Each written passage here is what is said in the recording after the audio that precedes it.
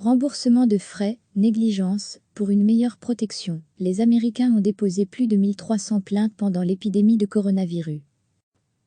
Les applications de visioconférence ou de courses en ligne ne sont pas les seules à connaître une embellie à la faveur du nouveau coronavirus. Aux États-Unis, la pandémie a aussi fait fleurir les actions en justice. Plus de 1300 plaintes liées au Covid-19 ont déjà été déposées dans les tribunaux du pays, selon le cabinet d'avocats Hinton André Kurt, qui les recense chaque jour. Liberté de travailler, de manifester, de s'acheter une arme. La pandémie a divisé l'Amérique et généré de vastes enjeux politiques, souligne à l'AF le professeur en droit de la santé Laurence Gostin. Il y a des conflits entre la santé publique et les libertés de travailler, de manifester, de s'acheter une arme, et comme nous sommes une société très procédurière, poursuit-il, ces conflits aboutissent naturellement devant les juges. Une première vague de contentieux est venue des prisons et des centres de rétention, détaille Torsten Krake, associé du cabinet Hinton André Kurt. Des détenus ont réclamé une libération conditionnelle, arguant des mauvaises conditions sanitaires dans leur établissement ou de leurs propres problèmes de santé. Certains, comme l'ancien directeur de campagne de Donald Trump, Paul Manafort, ou son ex-avocat Michael Cohen, ont obtenu gain de cause. D'autres se trouvent embarqués dans des luttes épiques. Le gouvernement vient de demander à la Cour suprême des États-Unis d'empêcher la libération de plus de 800 détenus de la prison fédérale d'Elkton, ordonnée par un juge après la mort de 9 personnes. Dans le même registre, plusieurs salariés ont porté plainte contre leur employeur pour le contraindre à mieux les protéger. Un syndicat d'infirmiers new-yorkais a ainsi saisi la justice pour obtenir des masques, des gants et autres équipements de protection. Et si les mesures n'ont pas été prises à temps, des proches de victimes poursuivent pour négligence, ici, un employeur, le supermarché Walmart, ou les abattoirs JBS notamment, là, une maison de retraite. Ces plaintes ont suscité une levée de boucliers législative. Plusieurs États ont commencé à introduire des lois pour protéger les structures sanitaires, et les républicains voudraient faire de même au Congrès pour mettre les entreprises à l'abri. La pandémie de Covid-19 aura certainement un effet sur les relations légales à l'avenir, souligne Torsten Krake.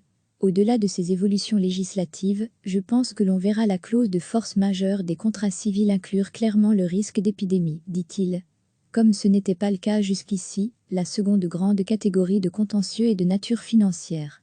Des clients qui n'ont pas pu assister à un spectacle ont lancé une action collective pour obtenir un remboursement auprès du site de réservation en ligne Ticketmaster.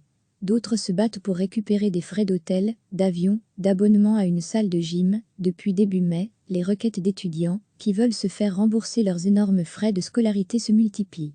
Et des commerçants, obligés de rester porte close, ont saisi la justice pour contester les mesures de confinement imposées par les autorités.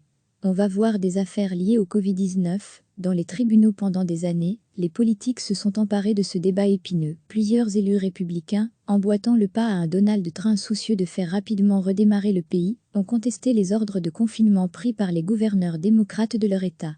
Et pour l'instant, la réponse des tribunaux est cacophonique. La Cour suprême du Wisconsin a ainsi jugé illégale la prolongation de l'arrêté de confinement des autorités de l'État, mais des juges ont validé une mesure similaire prise par la gouverneure du Michigan.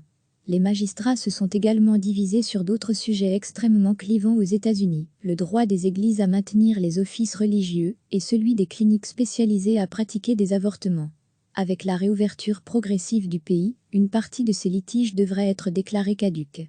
Mais les tribunaux n'en auront pas fini pour autant avec le Covid-19. On va continuer à voir des plaintes pendant toute la durée de la pandémie, et probablement au-delà, surtout dans le domaine commercial, où les entreprises n'ont pas encore identifié toutes leurs pertes, estime Torsten Krake. Et, pour lui, cela augure de batailles au long cours. On va voir des affaires liées au Covid-19 dans les tribunaux pendant des années, prédit-il. Les applications de visioconférence ou de courses en ligne ne sont pas les seules à connaître une embellie à la faveur du nouveau coronavirus. Aux États-Unis, la pandémie a aussi fait fleurir les actions en justice. Plus de 1300 plaintes liées au Covid-19 ont déjà été déposées dans les tribunaux du pays, selon le cabinet d'avocats Hinton André Kurt, qui les recense chaque jour. Liberté de travailler, de manifester, de s'acheter une arme. La pandémie a divisé l'Amérique et généré de vastes enjeux politiques, souligne à l'AF le professeur en droit de la santé Laurence Gostin. Il y a des conflits entre la santé publique et les libertés de travailler, de manifester, de s'acheter une arme, et comme nous sommes une société très procédurière, poursuit-il, ces conflits aboutissent naturellement devant les juges. Une première vague de contentieux est venue des prisons et des centres de rétention, détaille Torsten Krake, associé du cabinet Anton André Kurt. Des détenus ont réclamé une libération conditionnelle, arguant des mauvaises conditions sanitaires dans leur établissement ou de leurs propres problèmes de santé. Certains, comme l'ancien directeur de campagne de Donald Trump, Paul Manafort, ou son ex-avocat Michael Cohen, ont obtenu gain de cause. D'autres se trouvent embarqués dans des luttes épiques. Le gouvernement vient de demander à la Cour suprême des États-Unis d'empêcher la libération de plus de 800 détenus de la prison fédérale d'Elkton, ordonnée par un juge après la mort de 9 personnes. Dans le même registre, plusieurs salariés ont porté plainte contre leur employeur pour le contraindre à mieux les protéger. Un syndicat d'infirmiers new-yorkais a ainsi saisi la justice pour obtenir des masques, des gants et autres équipements de protection. Et si les mesures n'ont pas été prises à temps, des proches de victimes poursuivent pour négligence, ici, un employeur, le supermarché Walmart, ou les abattoirs JBS notamment, là, une maison de retraite. Ces plaintes ont suscité une levée de boucliers législative. Plusieurs États ont commencé à introduire des lois pour protéger les structures sanitaires, et les républicains voudraient faire de même au Congrès pour mettre les entreprises à l'abri. La pandémie de Covid-19 aura certainement un effet sur les relations légales à l'avenir, souligne Torsten Krake. Au-delà de ces évolutions législatives, je pense que l'on verra la clause de force majeure des contrats civils inclure clairement le risque d'épidémie, dit-il. Comme ce n'était pas le cas jusqu'ici, la seconde grande catégorie de contentieux est de nature financière. Des clients qui n'ont pas pu assister à un spectacle ont lancé une action collective pour obtenir un remboursement auprès du site de réservation en ligne Ticketmaster. D'autres se battent pour récupérer des frais d'hôtel, d'avion, d'abonnement à une salle de gym. Depuis début mai, les requêtes d'étudiants qui veulent se faire rembourser leurs énormes frais de scolarité se multiplient. Et des commerçants, obligés de rester porte close, ont saisi la justice pour contester les mesures de confinement imposées par les autorités. On va voir des affaires liées au Covid-19 dans les tribunaux pendant des années. Les politiques se sont emparés de ce débat épineux. Plusieurs élus républicains, emboîtant le pas à un Donald Trump soucieux de faire rapidement redémarrer le pays, ont contesté les ordres de confinement pris par les gouverneurs démocrates de leur État. Et pour l'instant, la réponse des tribunaux est cacophonique. La Cour suprême du Wisconsin a ainsi jugé illégale la prolongation de l'arrêté de confinement des autorités de l'État, mais des juges ont validé une mesure similaire prise par la gouverneure du Michigan. Les magistrats se sont également divisés sur d'autres sujets extrêmement clivants aux États-Unis, le droit des églises à maintenir les offices religieux et celui des cliniques spécialisées à pratiquer des avortements. Avec la réouverture progressive du pays, une partie de ces litiges devrait être déclarée caduque. Mais les tribunaux n'en auront pas fini pour autant avec le Covid-19.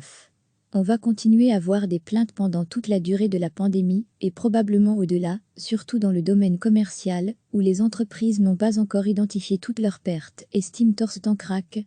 Et, pour lui, cela augure de batailles au long cours. On va voir des affaires liées au Covid-19 dans les tribunaux pendant des années, prédit-il. Cliquez sur s'abonner pour recevoir les dernières nouvelles.